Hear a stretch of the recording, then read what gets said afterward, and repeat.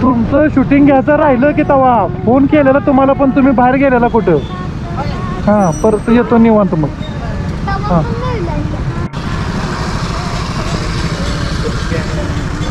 भरपूर ठिकाणी तुमच्या न्यूज फिरल्या, भरपूर लोकांनी घेतलं करून.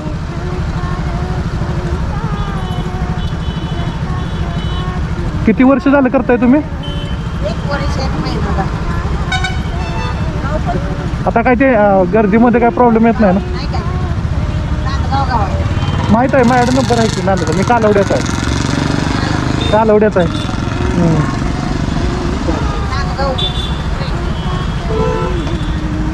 सगळे आश्चर्य करते ते सगळे बघून तुम्हाला.